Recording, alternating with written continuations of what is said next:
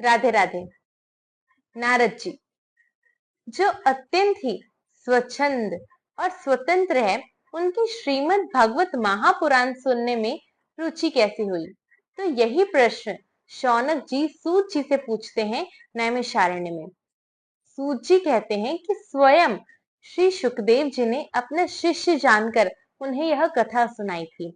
ये एक समय की बात है जब नारद जी पृथ्वी लोक को सर्वोत्तम लोक समझकर मानकर यहाँ पर भ्रमण करने आए थे।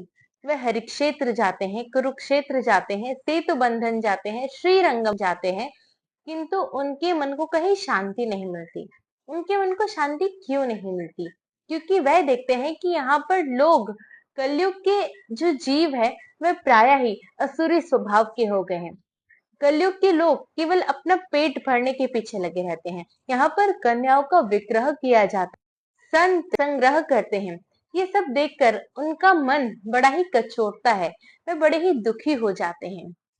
यहाँ पर वे जब आगे की ओर चलते हैं तो यहाँ पर वे मार्ग में देखते हैं कि एक युवती है, एक सुंदर युवती है, जिसके आसपास सुंदर देवियां खड़ी हैं और वह उनकी चवर डुला रही हैं।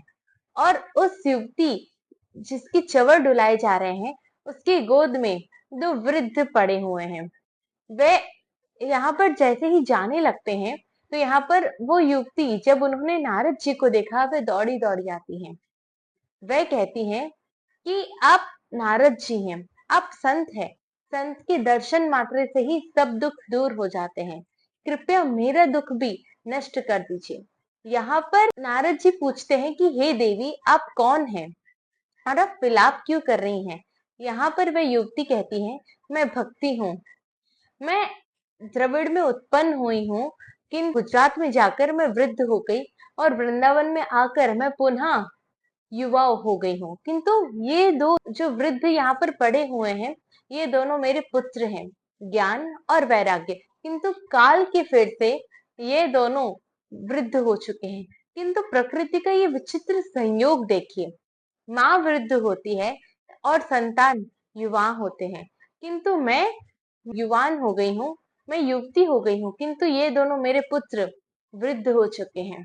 यहाँ पर नारद जी अपने अंतर्दृष्टि से देखते हैं कि कि वृंदावन में भक्ति का प्रचलन तो है, किंतु ज्ञान वैराग्य का यहाँ पर कोई ग्राहक नहीं है, इसलिए ये वृद्ध हो चुके हैं, इनकी अवस्था बिगड़ती जा रही है। यहाँ पर नारद जी वेद पाठ करते हैं, गीता पाठ करते हैं, तो यहाँ पर उन्हें थोड़ी सी मूर्छा से वह बाहर निकलते हैं और उन्हें थोड़ी सी चेतना आती है, किंतु वह फिर भी पूर्ण रूप से खड़े नहीं हो पाते। वे बड़ा ही प्रयत्न करते हैं खड़ा होने का, किंतु वे खड़े नहीं हो पाते। तो यहाँ पर आकाशवाणी होती है, उस आकाशवाणी में कहते हैं कि आपको सत्कर्म करना होगा, उसके कारण ही ये ज्ञान और वैराग्य पुनः युवान हो जाएंगे। यहाँ पर कौन सा सत्कर्म है, इसका स्पष्टीकरण नहीं दिया जाता। यहाँ पर वे अलग अलग जगह पर जाते हैं, जितने भी संत मार्ग में दिखते हैं उन सबसे पूछते हैं कि कौन सा सत्कर्म करना है, तो यहाँ पर कोई उनके प्रश्न का उत्तर नहीं दे पाता। फिर जैसे ही कोई उनके प्रश्न का उत्तर नहीं दे पाता और तब करने ही जा रहे थे, तब वहां पर वह देखते हैं कि सनत कुमार का उन्हें दर्शन होता है। सनत कुमार वहां से चले आ रहे हैं, तो यहाँ पर सनत कुमार को उन्होंने प्रणाम किया और सनत कुमार उनसे पूछते हैं कि आप भगवान के प्रिय नारद जी हैं, आप संत हैं, आप इतने उद्विग्न क्यों दिखाई देते हैं? यहाँ पर नारद जी सब वृत्तांत सुनाते हैं।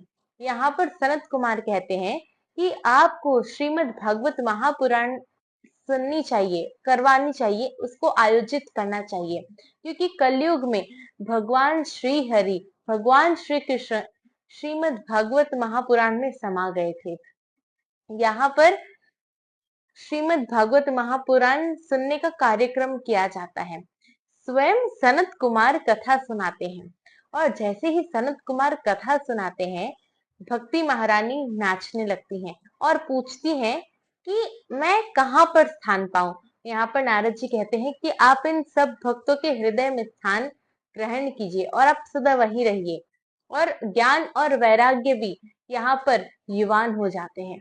तो श्रीमद् भागवत महापुराण की ये महिमा है कि इसे सुनने मात्र से ही ज्ञान, वैराग्य और भक्ति तीनों ही पुष्ट हो जाते हैं। राधे राधे।